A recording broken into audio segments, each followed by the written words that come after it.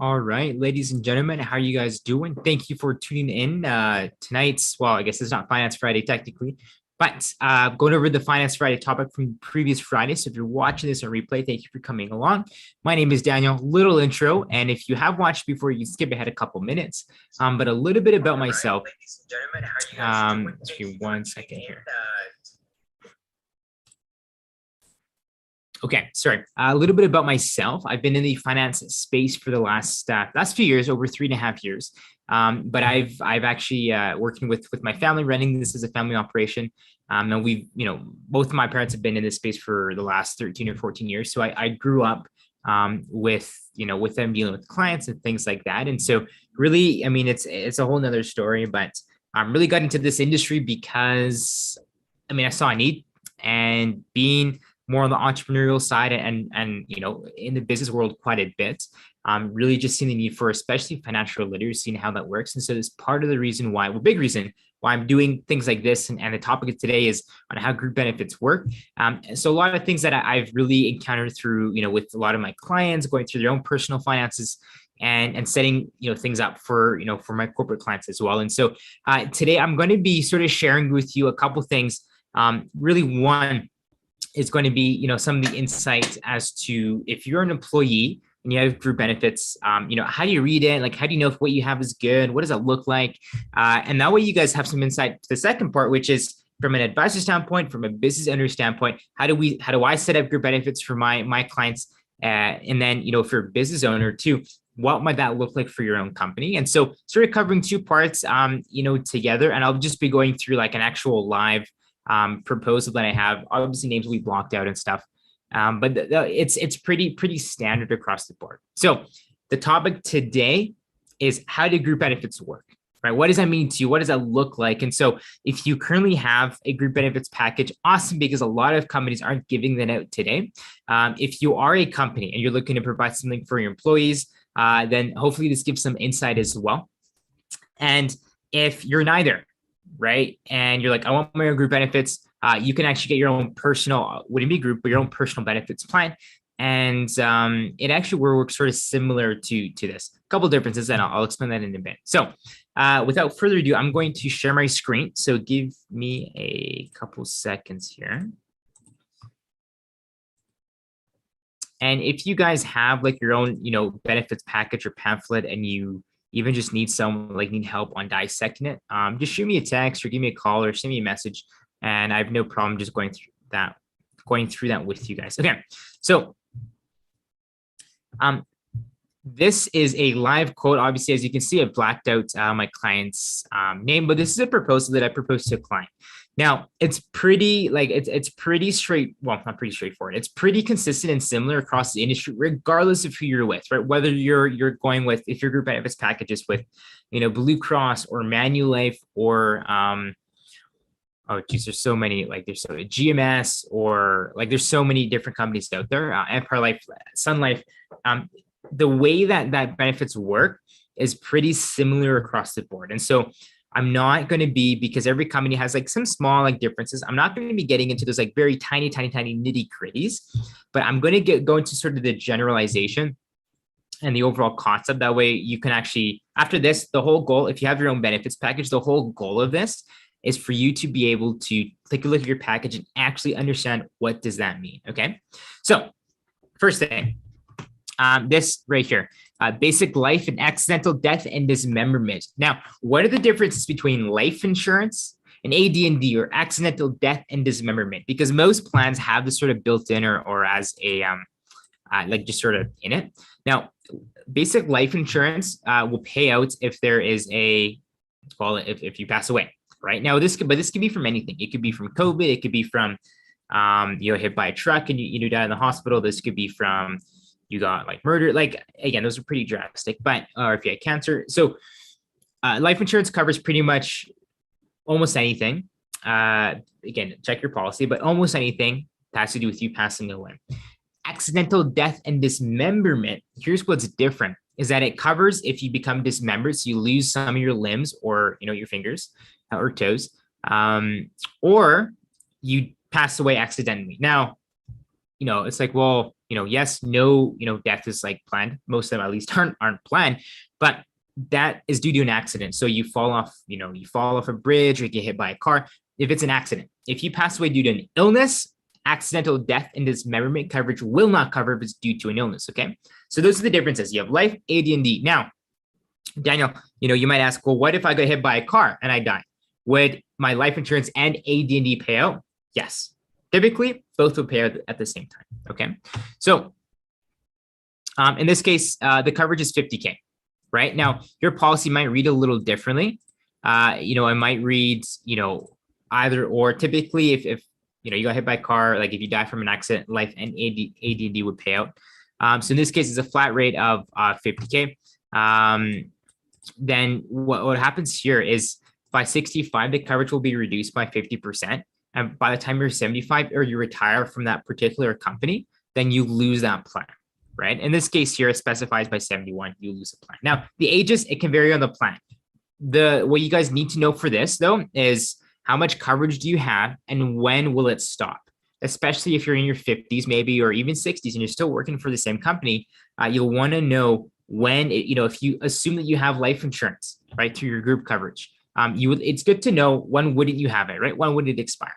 One thing to know as well, any benefits, most benefits, 95% of the time, benefits that you have through your company will cease to exist when you leave, right? So when you have benefits with your company, when you leave, majority of the time, you will no longer have those benefits, okay? So if you think, you're like, oh, Daniel, I have life insurance. I don't need my own personal plan because I already have life insurance through work. Awesome. I'm glad your work provides that because most places don't. However, that should be your primary form of insurance coverage if it's through work. Why? Because you leave, you no longer have coverage, right? And then what, right? Especially if you're not healthy, a little tricky to get it down the road. So just so you guys know, that's the difference between life and known as AD&D, accidental death and dismemberment. Those are the two differences between that. So you want to keep in mind, you want to know how much coverage do you have and when does it expire, okay? Then we have what's known as extended healthcare. Okay, now this is typically like drugs, vision, things like that. Not your dental, but drugs and vision, massages and whatnot. So overall, so there's no deductible. So depending on the company you're with, you want to find out, is there a deductible for going to things like a massage therapist or going to a physiotherapist, going to acupuncturist, naturopath, things like that. Right? Is there a deductible? You want to know that. In this particular proposal, there's no deductible. What is a deductible? A deductible is the amount you pay out of pocket first before the insurance starts to kick in. So we're very familiar with it, with car insurance. Typically, it's $1,000 deductible. What that means is if I get in a car accident, I got to pay $1,000 first before my insurance company takes over. Okay. So in this case, how it works is a no deductible, but there's this thing called coinsurance. Right. In this case, it says 80% coinsurance. What this means is for every claim, right? For every claim, the insurance company pays 80% of the cost and I pay the other 20%. So 80% coinsurance. So it's coinsurance because you and the insurance company are paying. So yes, there's no deductible, like you're not paying anything out of pocket right away before the insurance kicks in, but there is a coinsurance. So you're paying alongside of the insurance company. So if let's say to get a massage is $100, insurance company's paying $80 and I'm paying the other $20, right? 80-20 split. So that's what it means by coinsurance, right? And that's also what it means by deductible. So that's what you want to know about your policy. If you're going to use any professional services, is there deductible? And if not, awesome. But what's the coinsurance, right? And sometimes it can be 100%, meaning that the insurance company pays 100%. It could be 60, so they pay 60%. It could be 80. Just check what those numbers are for your own package. So in this case with drugs, so it specifies here, there's a drug card. It depends on the insurance company. Some insurance companies give you a card where you go in, you tap, or you show that to the clinic or to the center, and then they bill, right, the insurance company directly. Sometimes you pay out of pocket first, you send the receipt to the insurance company, and then the insurance company pays you back. So keep that in mind too, is how does that work? So in this case, there's an unlimited maximum. With drug coverage, guys, what you want to find out is there a maximum? Is there a limit, right? If you use a lot of prescription drugs. And so what's the limit in that case? Here, it's 80% coinsurance and there's no limit. So whatever the cost of the drug is, doesn't matter. You just got to pay for 20% of that, okay? And there's some just different fees. There's things called notice dispensing fees, and there's a limit on how much you pay to get the drugs and things like that. Then you have professional services. This is your your massage therapist, physiotherapist, acupuncturist, all the ists for those fall into the professional services side of things. Here it specifies that it's a combined maximum of $500. So the limit with all the services is $500, and this is on a yearly basis, unless specified otherwise, right? Typically, this is on a yearly basis. And again, it's an 80-20 split, 80% co-insurance. So this insurance company will pay 80% of it. Hospital, semi-private. What is semi-private? Pretty much it'll be like shared a room with someone else, but it's not going to be like in a general area. And 100% co-insurance, meaning insurance company, if you're hospitalized, will pay 100% of the cost for a semi-private room. So you got your own curtain and things like that. Vision, right? This is pretty standard. $200 for every 2 years is maximum for vision stuff. So like eyes, glasses, things like that. One eye exam every 2 years, and they'll pay 100% of that. So for vision, right? What's the dollar limit? For how long? And how much of it that's going to be paid for, right? So in this case, the insurance company is paying 100% of that.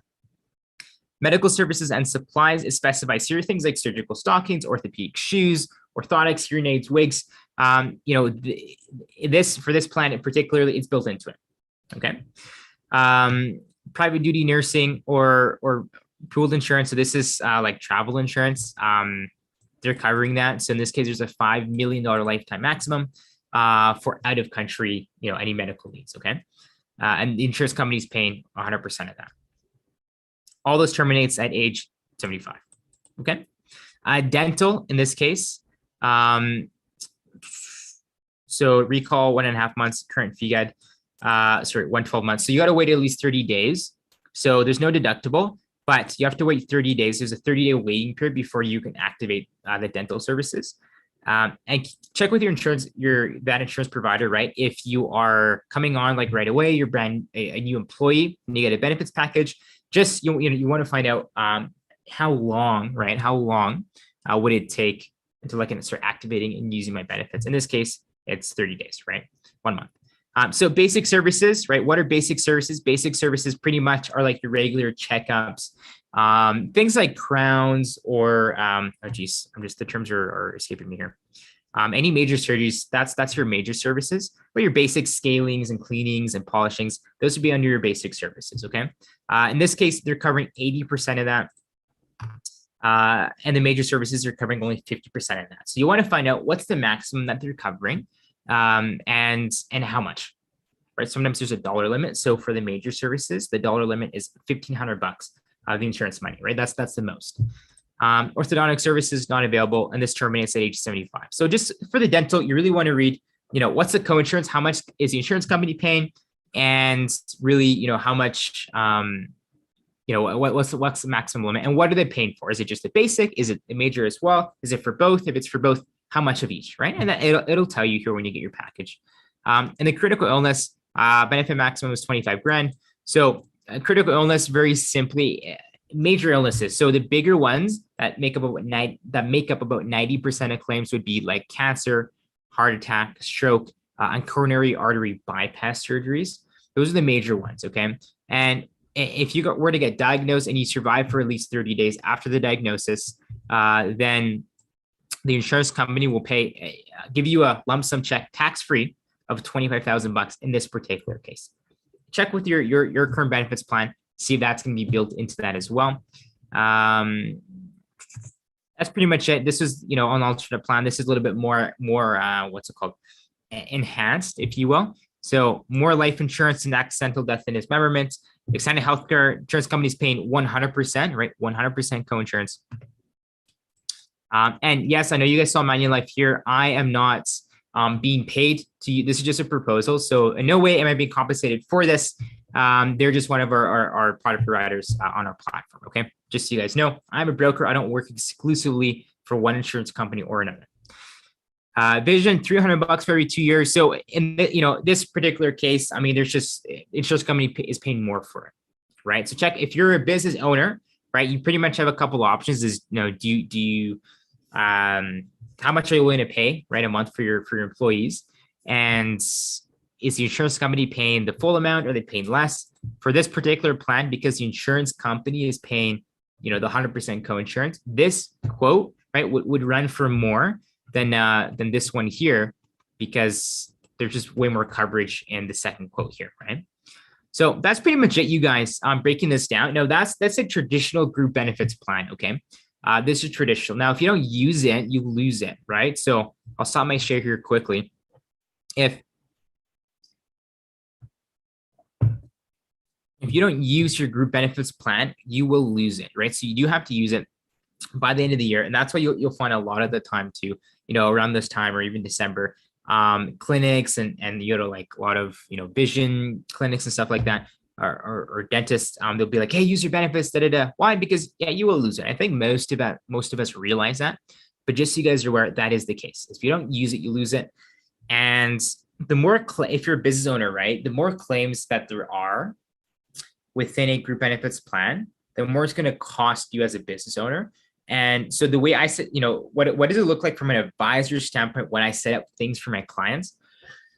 I just take a look at, how many employees do they have? How often are their employees claiming, right? And is there anyone at high risk? Like if there's one smoker, right, within the group, then everyone's going to be considered a smoker, and it will be treated as the, like, I don't know how, as a lowest common denominator from a numbers perspective. Doesn't mean that person's bad or that they're like, they're worse than everyone else, but just, if one person's a smoker, everyone's going to be a smoker, just to spread that risk. And a lot of the time too, what, if a business has only a couple of employees, what some insurance companies will do is they'll pool them in with other businesses, to have, to sort of share that risk.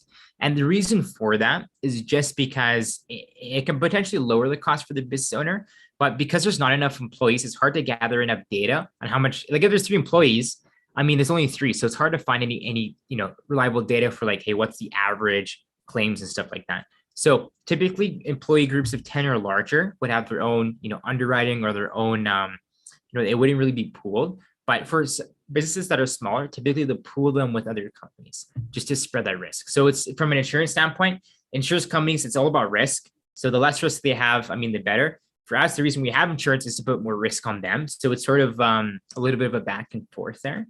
And if you're an employee, typically I'll say this, majority of the time, it's cheaper to have your own group benefits and buy your own personal package majority of the time. Why? Because having a group benefits package, your employer is paying a good chunk, maybe not everything, but employers paying a good chunk of it. Whereas if it's a personal health package, you're paying the full amount, right? So just keep that in mind. Now, if you're self-employed or a freelancer or what have you, you might want to look at getting your own personal plan. If you have a corporation, you are incorporated, even if it's just you, but you have a corporation, just get your corporation to pay for your own plan. Even though you might be one person, at least it's coming from company money. You know what I mean? So that's one thing to look at, to take into consideration. The other thing as well, that's pretty much it for the traditional group benefits. And there's this thing called, and I'll very briefly touch on it. It's called a health spending account or a health savings account. Very simply, it's a savings account. This is different than a traditional group benefits package. Okay. How this one works is it's a savings account that an employee would have, and whatever's sitting in this account, they can use for whatever they want to use it for. So before, there's certain limits on and maybe I should have put up a better example, but sometimes there might be limits on certain professional services. So there might be like, hey, $100 for massage and $100 for physio and $100 for acupuncture. You can't go more than that per specialist. Sometimes that's the case. With a spending account or a health savings account, whatever money's in that account, you can use it all for just one thing if you wanted to. You can use it to save up for going to a dentist trip or for certain surgery. So it's a savings account, right? Or spending account. It's an account. All the money that goes into in there from your employer, or you might pay a little bit of it, and you just take the money and use it for whatever you want to use it for, right? So what's eligible: dental care, prescription drugs, things like that. And it's what you don't use, you're able to carry forward to the next year, depending on how the plan is set up. So that's what's known as a health spending account. Without getting into too much detail, very simply, it's an account with essentially group benefits money that's sitting aside to use it for whatever you would want to use it for, right? So you can use it on the same things that a traditional group benefits plan would. But in this case, if you're a business owner, you have complete control over the cost as opposed to the insurance company. And if you're an employee, it's 100% tax free. And you have more flexibility on what you would like to use it for. So it depends on the business on what might be appropriate, what might not. But this is just another option as well. I've commonly seen it have set up a hybrid of both, where someone might have a traditional benefits package and a health spending account together. Okay. And again, I know this is blendable here. This is one of the companies that does this. In no way am I endorsing blendable specifically. I'm not getting paid for it. That's just what I had on hand. So just to illustrate what that is, what that looks like to you guys. So I hope that was educational. I hope that made sense. Any questions, please put it in the comments. Send me a message or text if you have my information. But I hope that helped you guys on just sort of breaking down how do group benefits work, what does it look like, and yeah. So any questions, please let me know. If you would like a second opinion, or you would like something set up for yourself, yeah, I'd be more than happy to help. So hope you guys are doing good. And I guess I should have said this at the beginning. I am a licensed financial professional. I'm licensed in Alberta, Ontario, Saskatchewan, and BC. So I do work, and I work with a brokerage all across Canada. So again, let me know if you have any questions. Other than that, be great, stay blessed. Adios. See you guys later.